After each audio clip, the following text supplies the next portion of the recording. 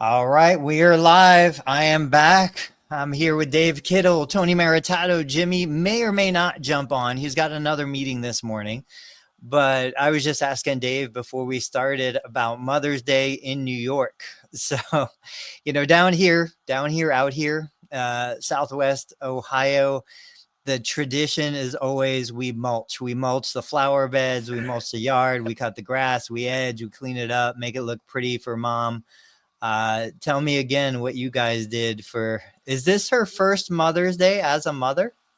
No, second, because the baby was born last March 29th. So the first Mother's Day was pretty quick last year, like in terms of got on us quick.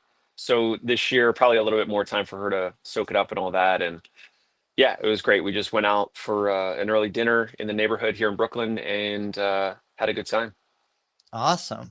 with the baby, So, of course. yeah, of course. So lots to talk about. I was in DC last week. It was awesome. But you shared this screenshot, and I think it resonates probably with every small private practice owner. So I've got it up on the screen. This comes from the physical therapy billing group. It's an awesome group. Shelly, Heidi, if you guys are PT practice owners, OT practice owners, go check out the group on Facebook. But it says, love some help. My husband, who's the owner, has been doing his own billing, a 5-therapist office. That's a boatload. That's a ton. Staying up until 2 a.m. every night, seeing 18 patients a day himself, including Saturdays, when things went kind of bad 2 years ago. So had some negative outcomes from a previous billing company, it sounds like.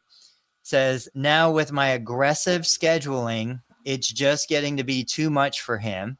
No time to deal with issues. Ideally, he'd love a full-time person in the office.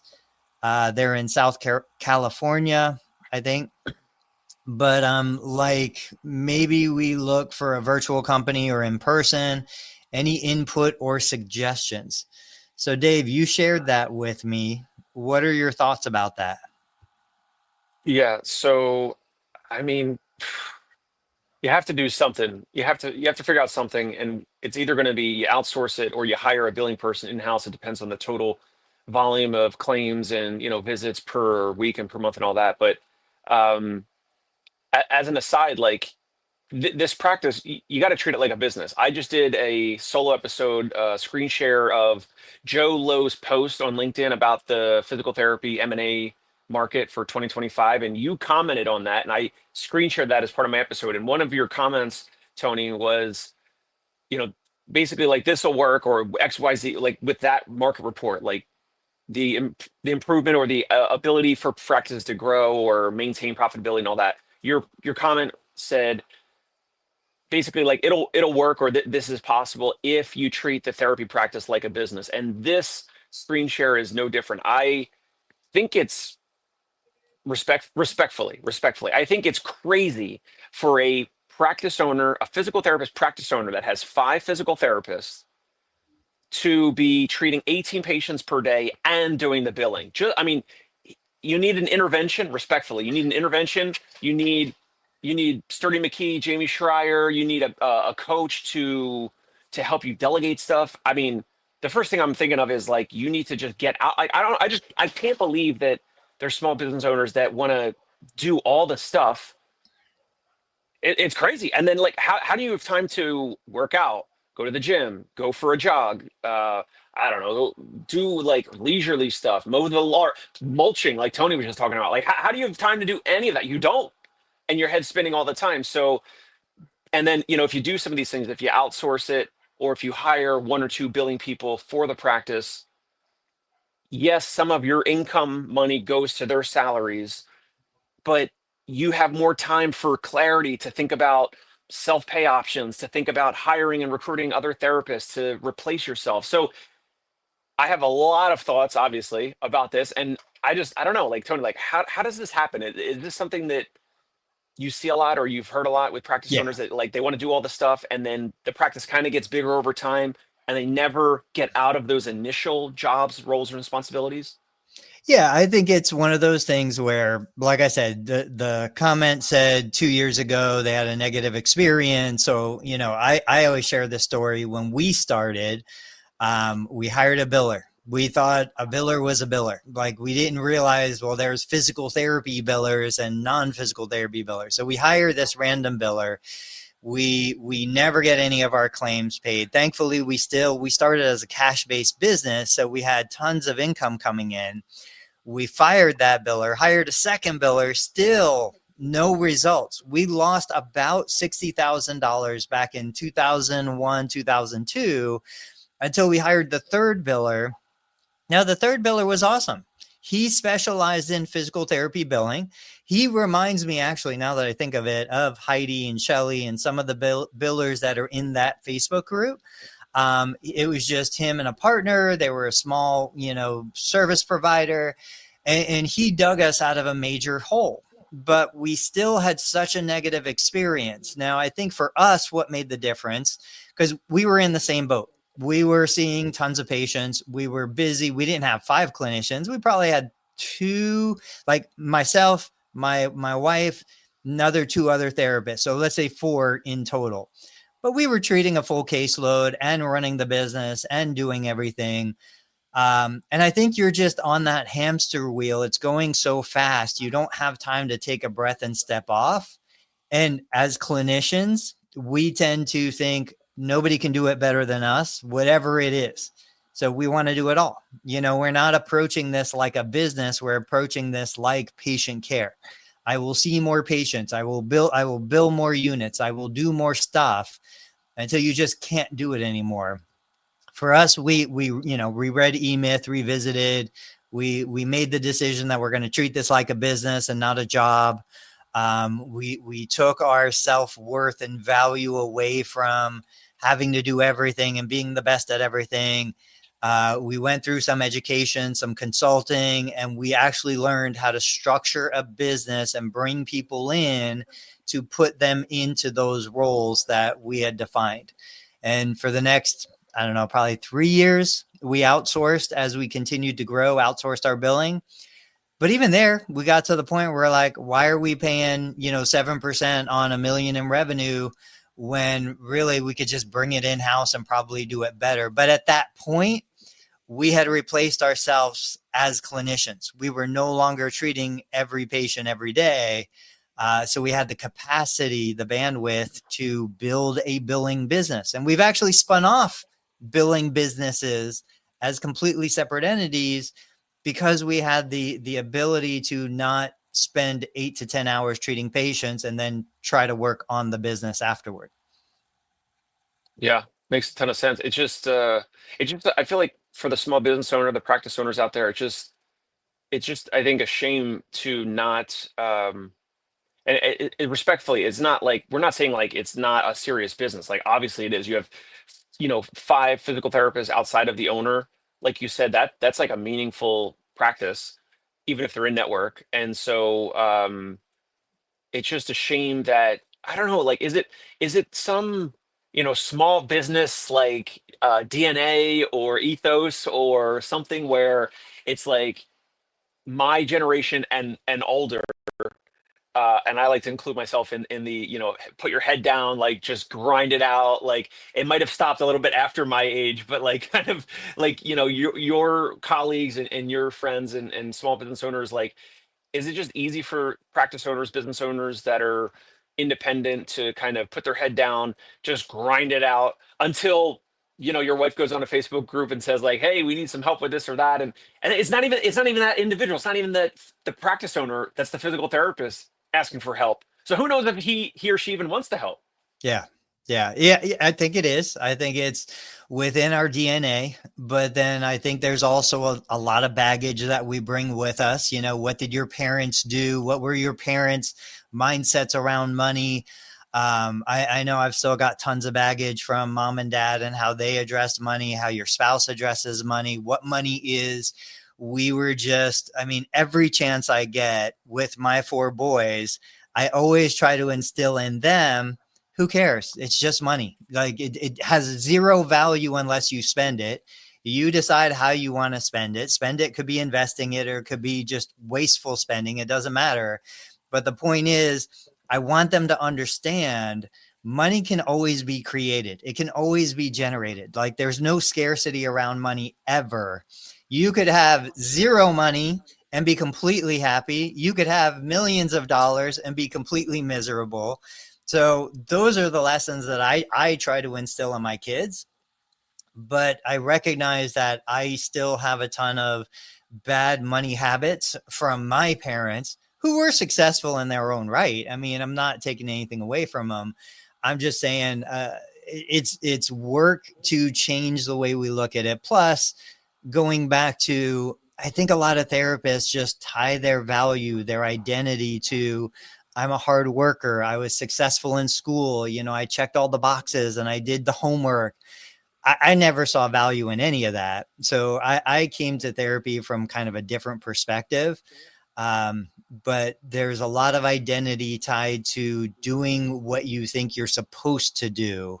So, and a lot of people still think, well, I got to work hard. If I'm not working hard, I'm being lazy. It's just not true at all. Yeah, I love it. So what are some? I know there's a bunch of comments. I know Joey Albritton commented. A bunch of folks commented. What would be, not that they're asking for our unsolicited advice. They're asking that whole Facebook group or whatever. What would be like? What would be an idea, or like, what would you do if you were that owner and your wife is going on the Facebook group, and or what suggestion would you have for this practice owner? I think this is where you have to bring in a new set of eyes. This is where you have to bring in an outside consultant, and you have to step back and use the logical brain. You have a clinical brain. There's logic in that. It's like, well, wait a minute. If this person's doing 18 visits a day, so let's say close to $2,000 in revenue generation a day, just this person. And then there's potentially five other people doing comparable. This practice is doing a significant amount of revenue within this, probably upwards, well over 500,000 plus, close to 1 million in revenue. You have to sit there and be like, well, wait a minute, something doesn't add up. We're generating, let's say 750,000 a year in revenue. And I'm killing myself doing all this stuff. Like, you have to acknowledge there's a problem. The wife acknowledges it. Other people around you see it. You have to acknowledge it. And then you have to get a fresh set of eyes, somebody to come in, look at this, give you their perspective from the outside looking in. And then you can decide, like, all right, do I agree with their perspective? We get patients, and I tie everything back to patient care. Patient walks in the door. He loves smoking. He loves drinking. He loves eating whatever he wants, but his back pain doesn't get better. I can tell him, look, this isn't a mechanical problem. It's a chemical problem. Your body is dealing with chemical issues. If you really want to address this, we need lifestyle change. And then that patient can make the decision, yeah, I want to do this. I'm ready. I'm ready to make the change. I'm going to change my diet, change my lifestyle. I'm going to start to exercise. Or they're going to say, no, I don't want that. And they would rather deal with the pain of back pain. This guy would rather deal with the pain of burnout than make these changes, because they're so fearful of what those changes involve. And a lot of times those changes are more painful. Exercising daily and eating a different diet is more painful than the nuisance back pain he's dealing with. He'd rather just deal with the nuisance back pain. But you need an outside set of eyes, somebody like you or other people that are out there that have been down that road and have seen 100 other business models. That's somebody that I would say, hey, take a look at this and tell me what you see. I love what you mentioned maybe 10 or so minutes ago. I don't know how long we had live, 5 or 10 minutes ago, when you mentioned that you had tried several different billers. And this goes back to, remember when we were searching, we were interviewing folks to do home cleaning. Yeah. And I don't know if I mentioned this, but like the first person, like we had her come twice, and like she was super nice, but it just like took forever. It was like 8 hours, like our place where it's a condo apartment in Brooklyn. Like, how are you cleaning this place for Now, were you eight paying by the hour or by the job? No, by the job. It's like, why would you not hustle to like get out of here sooner? Like, it was a flat rate for the whole job. That was, and by the way, that was her idea. The reason I'm bringing this up is because like we tried her a couple times and we're like, yeah, we're gonna pause. We're gonna and then we continue the search. And so um I think certain business owners can get in the rut of like, well, we tried that, so that didn't work. And Yeah. it's like what you said, which is, and what I did, then we look for another cleaner. And if that didn't work, we're going to look for another and another. And it's the same thing with recruiting for therapists. Like some are just not going to be the right fit. They're going to be, I don't know, too experienced, too inexperienced. They're just not going to be the right fit. And so, regardless of the challenges that this practice had with billing folks or billing companies or whatever, like there absolutely is a great fit out there. Like you said, you might need a coach or a consultant or some practice owner that has been there before, that hired, 5 or 10 different billing companies over the years. They actually could give you maybe like a cheat sheet or a handout of like, here's the proper questions to ask. Like, here's the savvy questions to ask when you're interviewing business or when you're interviewing billing companies. Like, those types of asking for referrals or asking for references and asking to speak with other business owners that they're already helping on the billing side. So I love that. I always want to echo that, which is like there's just always more to assess and check out, and never think that just because the first option or two didn't work out, that's like the whole route doesn't work. Obviously, billing companies work. And you would think this is a lesson we already understand. The patient who comes in and says physical therapy doesn't work because they went down the street and they didn't do, well with that And, right, particular and that provider. and that same physical therapist will then go on Facebook and say, "I can't believe these patients say, physical therapy won't work, and get physical therapy first and get PT first, or PT." What was your choose PT first? The Yeah, yeah. website, like it's hilarious. Yes, what a conundrum. What's interesting about what you shared with the cleaning person is you, and correct me if I'm wrong, you were just at least a little bit more concerned with the amount of time it took than the quality of the job. Now, a lot of people No, will no, no. It say, was, it was, it was, no, it was all, I'm sorry. It was like missing, dusty, dirty spots or whatever. so it was both. It was low quality and it took too long. So it's like, how did that happen? Yeah. Okay, let's pivot a little bit. You've shared a ton of information about recruitment and hiring and ads that you're running and how to bring in staff. I was listening to Dan Ariely. Are you familiar with him at all? Yeah, love him. What is he, like a behavioral economics Yeah, behavioral professor at, economics. at Duke or something? He's an author, excellent Yep, books. Predictably Irrational is yep. probably in my top 5 of like favorite books of all time.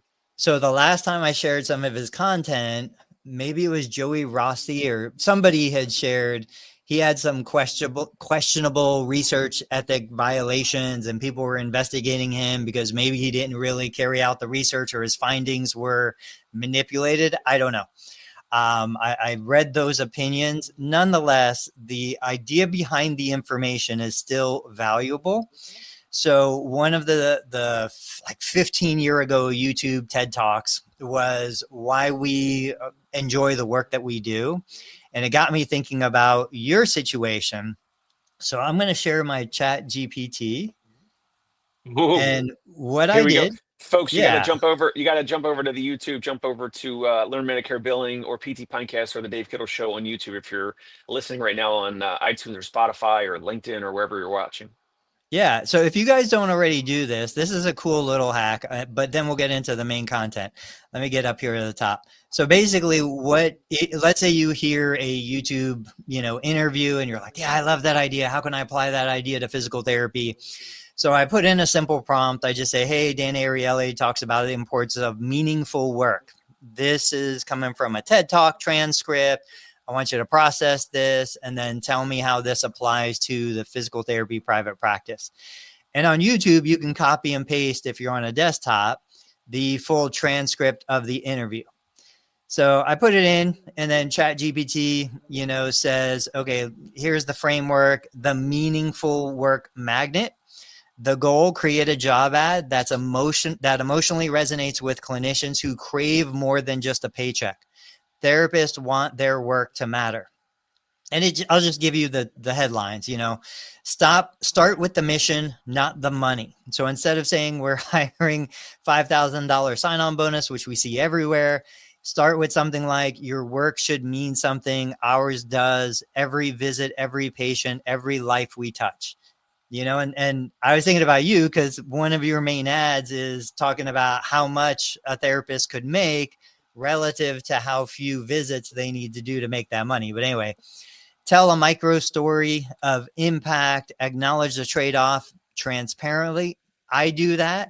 I'm like, look, guys, you're not going to make as much money working for me as you would make working in home health or a skilled nursing. But it's because the difference in the population we treat. Nothing will burn you out, chew you up, spit you out more than seeing the same person in a different body every single day and knowing that you're not really helping anybody. Somebody shared a post about I don't know if this is the right word, a catatonic person on hospice who a physical therapist is supposed to be helping. Like, there's no meaning in that kind of work a lot of times. Describe the challenge as a source of pride, right? Why do we climb a mountain? Because it feels good to get to the top, even though it's hard. Give them ownership language, not ownership equity, just ownership language. Show that their work will be seen. Use emotional resonant call to action. And then it gives a little sample ad. So first, what are some of your thoughts on this? Just a joke because I burst out in laughter. Like, give them ownership, not of equity though. Definitely not.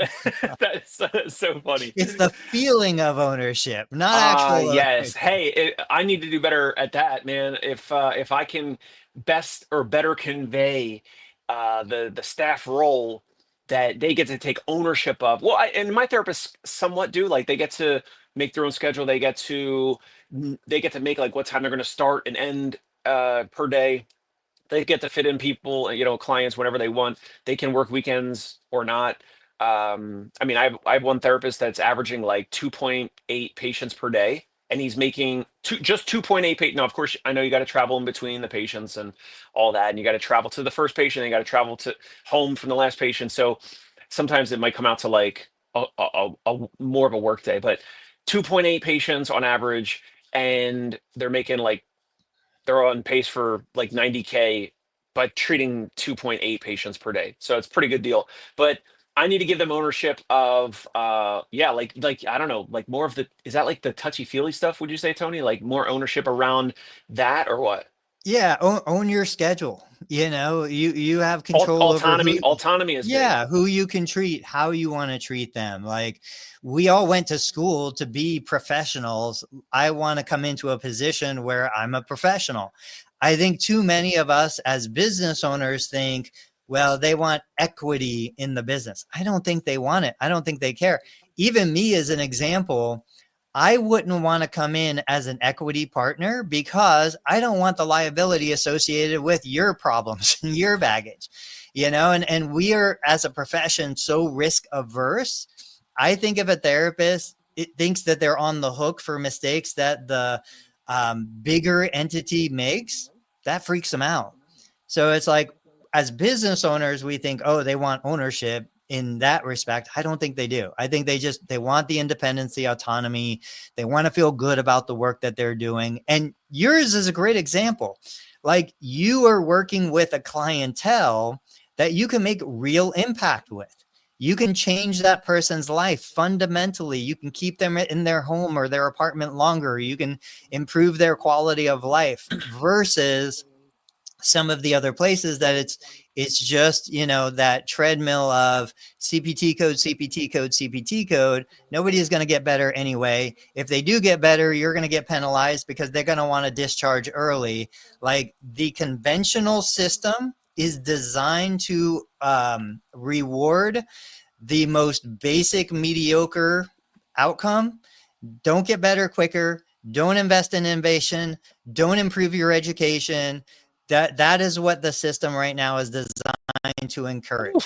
And so, yeah, you give them the opportunity to step out of that negative cycle. And I do think like those emotional triggers resonate deeply. Mm. Anything else for this topic, or you want to move on? No, we can move on.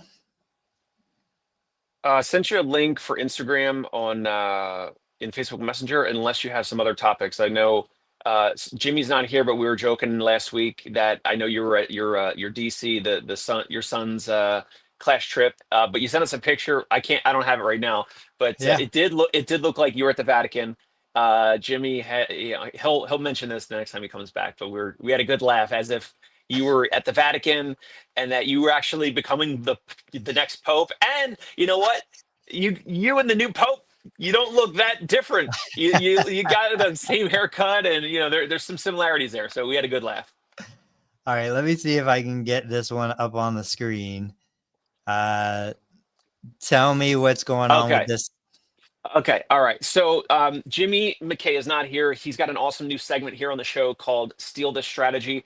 Jimmy, I don't want to steal your strategy because you're not here. I just want to highlight this. I came up with this. I came across this guy's Instagram a couple weeks ago, maybe a month ago. He had like 15,000 followers. Now he's got, I don't know, like 20 or 30,000 followers. 38,000. 30. This guy is, it's kind of weird. He's adding like 5,000 followers per week. Here's this. So this guy does a joke, right? He holds up his phone. It's him and his wife shopping at Walmart, or they're getting pedicures at the nail salon, wherever they're at a restaurant, a nice restaurant. He holds up his phone and he goes, "What up, gang? Hey, what's going on? I'm here with Tina. We're checking out the deals today at Walmart." So he acts like a fake social media influencer. And Yeah. obviously his wife gets embarrassed. So like that's the funny part is she's like, "No," and like she like runs away. And then you could see like, yeah, like there, right there, that clip of him at the nail salon, and like Yeah. the wife puts her hand in front of her face, and all the women that are working there, all the women that are in the nail salon, they're all covering their face. It's funny. It's funny. Here's the thing. This guy owns one or two different restaurants in Chicago. He links to the restaurant on his profile, and I think the URL in the Instagram. The entire Instagram is a joke. He just does jokes. He just is a funny guy. He likes to do jokes. He goes up to the Starbucks line and he does fake voices from different movies. Like when he goes up to the Starbucks line in the drive-through and he's like, yeah, can I get a large, can I get a medium pike in a large venti cup? And then they ask for his name, and he does like, like an Al Pacino voice, or he just Yeah. does some stupid, like, right? The point of sharing this is that he's adding like 5,000 followers per week. Now, of course, many of them are not in the Chicago area, but he's got Johnny's Heroes and Subs, or whatever his like restaurant is. And he's getting more eyeballs for his restaurant that is linked here in his bio. None of his posts are about the restaurant, about his business. And so that was part one. And then part two was one of the recent posts while I was following him is he was featured on the news in Chicago. And then the news anchor is mentioning, oh, Johnny Anastopoulos has this funny Instagram account, and he's the owner of whatever it is, whatever the restaurant is. We don't need to This is plug it, Johnny's but beef. Johnny's Beef and gyros. beef and gyros in Lincoln Park, Chicago, or whatever it is. So the local news anchors have featured him and his Instagram account a couple times, which then gets more exposure locally. And they've even had him in the new, like a week or two ago. They brought him and invited him and his wife into the news station, and he was like on the live news. Yeah. Okay, this is long-winded. I'm going to cut to the chase. The question for Tony Maritato is, could physical therapists steal this strategy? Could private practice owners steal the strategy where they make whether it's a personal account, a different account, whatever, and you do an amazing strategy of video inside your clinic, and maybe some therapists don't want to do that, or they can't do it, or they're afraid to do it, or whatever. You also have to be kind of outgoing to even do this, I think, to do like the selfie video the way he's doing it, but maybe there's other ways to do it. Could or should physical therapy practice owners steal this strategy, create kind of like a humorous account that they capture funny, stupid, laughable things in their local area, then just link to their physical therapy profile at the top of the profile, but all the content has nothing to do with the actual business? What are your thoughts? Good, bad, Yes. indifferent? Yes, 100%. Yes, you can do it. Yes, you should do it. What I think is interesting about that scenario, though, and I don't know anything besides what you just shared, his personal profile on Instagram has 38,000 followers. His business profile only has like 3,600 followers. The personal, and that's what I do. You know, I grow my personal way more than I grow like branded business profiles. Um, but the whole idea here is looking past just, is this going to put more patients in my physical therapy clinic? Because with a 38,000 follower account, he can move into true influencing. He can get brand deals. He can do product endorsements. He can do so much more with that account, even if he never sells an extra sandwich because of it. So there's huge value in capturing attention. We know we're in an attention-based economy. I still get pretty much 2 to 3 emails a week of product companies that want me to do videos and endorsements for them. I don't have to do them for free anymore unless I really want the product and it's a high ticket product. But a therapist who wants to build a brand, a personal brand, absolutely, this is a great strategy. And if you want to monetize that with patient care, you probably could. You could put out a product like Kelly Starrett has digital products for people that have physical conditions. He's never going to treat them as a physical therapy patient, but he sells these products. You could do product endorsements. Like, man, there's just so much you can do. And you don't have to be outgoing. Like, that's the funniest part. I am an introvert through and through. I hate socializing. I love being silent. I love being by myself. But if I'm in front of the camera and I've got a job to do, I will do the job. You know, it's a different, and I hear this a lot from a lot of influencers. It's like a switch that flips. You're a different person on camera than you are off camera. So it's something that we should be building for all of us. And we'll have to get Jimmy's feedback on this, because I did want to share this at a time when both of you were here on the show. But yeah, so that's why I wanted to show it. I hopefully Jimmy doesn't get upset that I'm stealing his segment on steal this strategy. I think his segment was steal this strategy. So I just wanted to share that. And you're right. Like, also, people want to follow more of the personal accounts. They don't want to Yeah. follow like corporate and business accounts, right? So that's another reason why his personal one also, it's funny, right? Like, it's funny. Like, you don't know what's going to happen, so you watch more, and then you're more likely to like watch a second and a third video, because you don't know. Like, when he drives up to the drive-through at Starbucks, or he walked into Starbucks and he ordered with some Brad Pitt character from some movie, any order with the character's name and the accent or whatever. So you don't know what he's going to do. But yeah, more people want to follow the personal accounts, and they don't want to follow like the corporate business accounts. And I guess that's okay. That's just the way the attention economy is. There's I can't say the name because Jimmy's doing this interview. I don't know if he's done it already or it's on the books.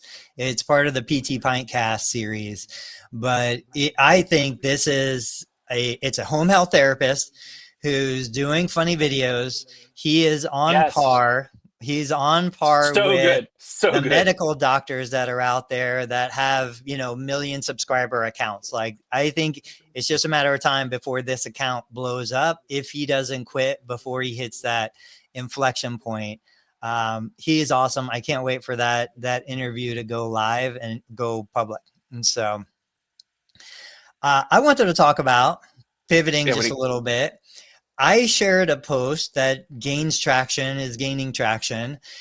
You're not in this world, but in case you didn't know, so as a Medicare contractor provider, when I treat a Medicare beneficiary, my plan of care has to be certified. That means signed by the physician or non-physician practitioner. So it could be a physician assistant, it could be a nurse practitioner. There's a couple other providers who can certify a plan of care.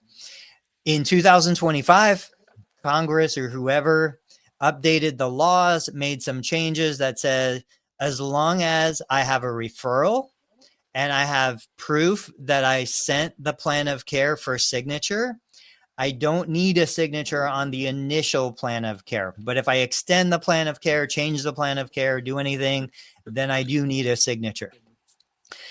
I can't believe the comments that I'm seeing from physical therapists who think a physician should be obligated to sign my plan of care. I've said it repeatedly. I'm like, if I'm a doctor, if I have MD after my name, I am not referring patients to physical therapy simply because I'm expected to sign plans of care. I don't have the time for it. I don't have the desire for it. I don't have the interest in it.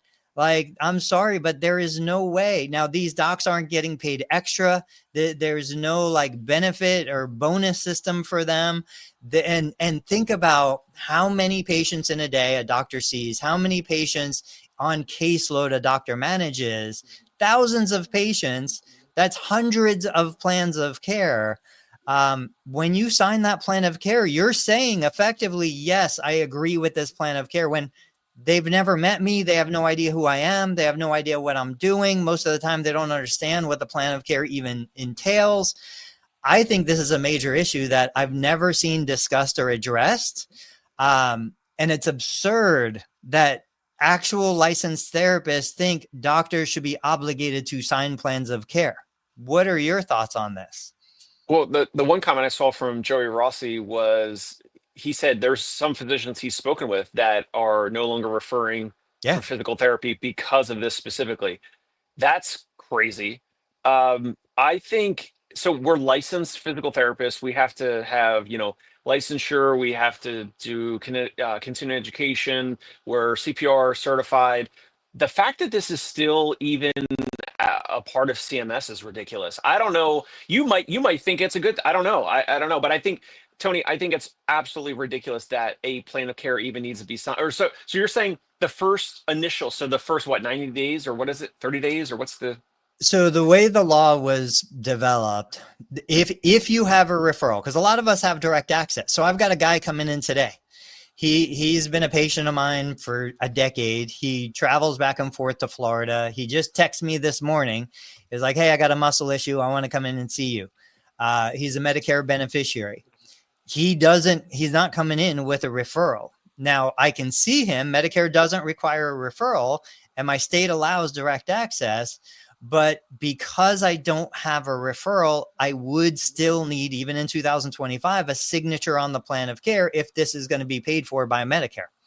If I have a referral, I don't need a signature, but I do have to prove that I at least sent the plan of care to the physician. That's the new change. I don't need the signature, but I need proof that I sent it for the initial plan of care. If I make a plan of care if I make a plan of care for 3 weeks, 2 times a week, 6 visits, that's the initial plan of care. If I just decide to extend it, then I need a signature. It can be the duration you prescribe or up to 90 days. So if I prescribe a 6-month plan of care, my initial is limited to 90 days. But if I do it shorter than 90 days, then that's my initial. And we joked about this across the country that most physical therapists are going to say, 3 times a week for 16 weeks or whatever. I'm joking, but like oftentimes it's going to be like it's never going to be 3 weeks. It's going to be a bigger number. So maximum 90 days, and at that point, what is a therapist's option? They have to send that patient to a different physician to get it signed. Say, hey, do you have your primary won't sign it, so I have to send you to a specialist? Or can they, through Medicare, can they then go visit an urgent care or some other primary care physician that's not their PCP on record? Like, what are you going to do? If the main doctor refuses, then yeah, you start playing the game. You start saying, okay, do you have an oncologist? Do you have a nephrologist? Do you have a orthopedic that, can I sneak it through someone else and try someone that's not going to read it and just sign it? And this is where my frustration comes back in. where I'm like, what's the whole intent of the law anyway? When was the law generated? When was the guideline created? It was probably created before we were, I'm not, but others were DPTs. It was created back when therapists were really glorified aides, technicians. The doctor used to say, get this patient out of bed, walk this patient 25 feet, and ironically, in the Medicare guideline, it specifically says if the referral contains all of the required elements for the plan of care, you don't need a separate plan of care and you don't need a separate signature. So back in the day when the doctor said, I want this patient to get a 3 megahertz, whatever, ultrasound for 7 minutes on the left elbow, we come from technicians. Like, guys, we are not the same therapists that we were 30 years ago. But the laws never change. The laws don't keep up. The laws don't advance as quickly as we believe we're advancing. That goes back to my argument. I think most of us have left physical therapy behind. We are no longer operating as the way the world perceives a physical therapist. We're no longer operating in that capacity. So you can fight to drag the credential with you, or you can just let the credential go. The letters are meaningless. They don't help us in virtually any way because we don't get compensation for the letters that are worth what we're doing. Just let them go. Like, forget it. What are your thoughts? Man, I always like to push back with this because Yeah, like you're not letting them go, right? So this is a true. listener, a follower, someone who's watching or listening now or on the replay, they're going to say, "Well, Tony, are you doing that?" And you're going to say no because you guys are still licensed and credentialed and billing Medicare and billing all the network insurances, right? So I had one guy, and I can't remember his name. I wish I could give him credit. He gave me a great response. He said he said I was crazy, that I was completely wrong. He said that the credentialing allows them to do dry needling legally. The credentialing allows him to do all of these services within the law that he wouldn't be able to do if he let his license go. And it dawned on me. I was like, yeah, you're right. Like, he's 100% right. I'm 100% wrong relative to his situation. He wants to do those things. I don't want to do those things. I have zero interest in dry needling. I have zero interest in pretty much any of the things that require my licensure. So to your point, Dave, well, why haven't I let it go? Why haven't I followed my own advice? Well, it's because I still have a successful business that runs on a 30-year-old model. A new therapist coming into business today doesn't have the advantages that I have. And you hear this stuff in popular media when they talk about boomers versus, younger generations. It's true, guys. I have zero debt to any university. I have, the history with the referral sources. So I have zero marketing expense. I have the history with my systems. I can operationally deliver services for a fraction of the cost of somebody new coming in and trying to build the business that I have. I have legacy that nobody else in my area has. I have low overhead because I signed a lease, and I've got a lease that hasn't gone up in monthly rate for like 10 years. You can't do what I do. So I'm not going to, it's like the guy, me, who has a 30-year mortgage at a 3% interest rate. I'm not going to sell my house because of the interest rate on my mortgage. I'm not going to get rid of those credentials because those credentials are still profitable for me in the model that I have. But if I was a big time influencer, if I had hundreds of thousands of subscribers, that's where the original context came from. If I wanted to treat and I wanted to treat across state lines, man, the first thing I'd do is I'd get rid of the letters after my name and I would just go independence for true full autonomy. That if you're doing virtual and you're doing, the triaging we talked about before, or the, remote programming, or you're kind of doing some telehealth or whatever across state lines, I have to agree with you there. That is the easiest way to go because of the whole compact thing. And you gotta, get licensure in all these different states. And there's some states now that are, what is it, 15 or maybe 20 at the most. That's a compact. You get license in one of those states, and now you have license reciprocity or whatever in the compact across all those states, but not every state. And if you're, yeah, if you have a social media following and you're going to be doing some of the triaging and some of the borderline therapy, medical type questions and, coaching or treatment or whatever you want to call it, virtual care, then yeah, it does make sense to drop the license. I 100% agree with that. And I think we've seen proven models from non-licensed PTs or clinicians that are working. In the finance world, we should get Will Butler back on. It's been forever since I've talked to him. Definitely. But every time I've pushed him to get on social media, he always says he can't because there's so much restriction on what he can say and what he can share.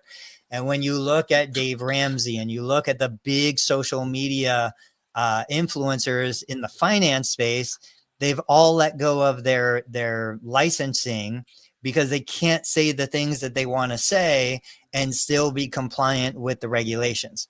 And I think the same applies to healthcare. There's a bunch of medical doctors and healthcare influencers that had to let go of their licensure, but they're making 10 million a year because of the social media reach that they've built, and the businesses and the tools around that. So with Dave Ramsey, was he a CPA or was he like a financial, what do you call it? CFA or whatever, planner, one of those, or yeah, CFP. financial.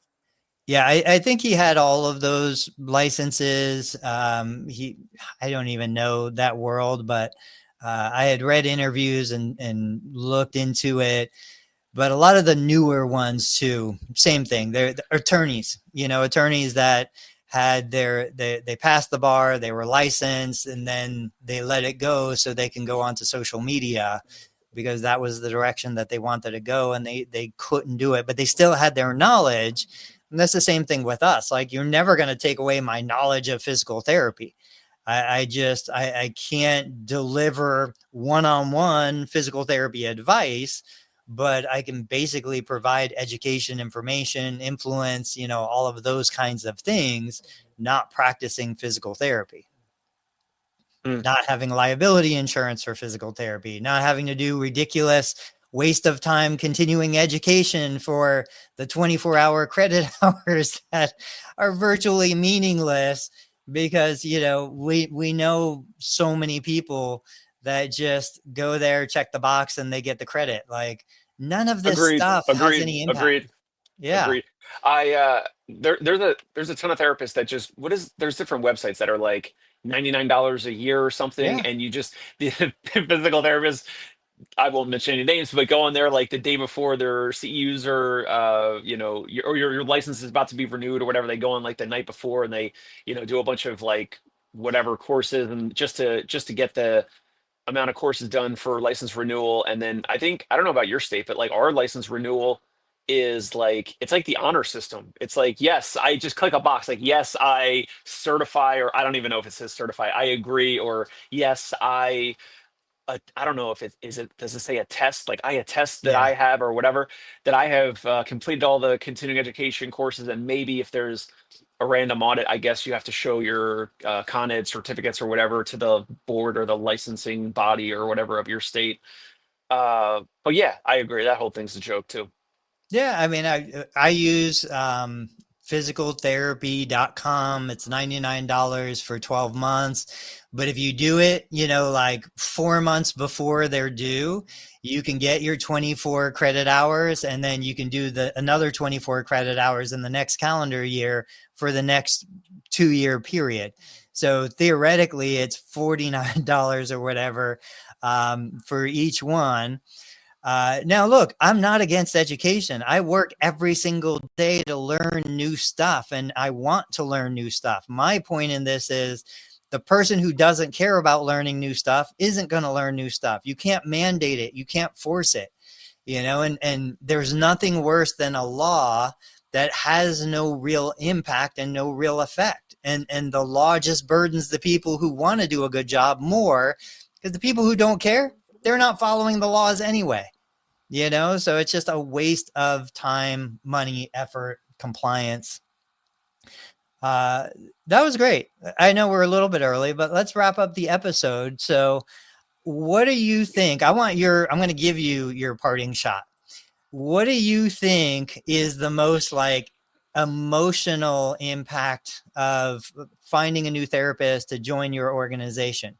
What is the thing that's the most rewarding, that is the most meaningful in what you do, the way you do it?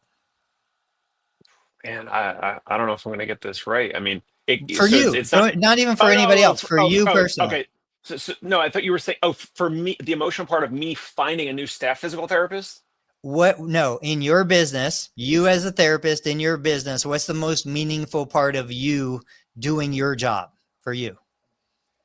Uh, Having the patient or client voice that they were able to do XYZ emotional thing, like travel to their son's college in St. Louis, or being able to walk confidently in public with less of a tremor or with better balance, so that they are able to, walk their dog in the park, so that they can do something in the world better than they could without me, like before they met me. I mean, that's one for sure.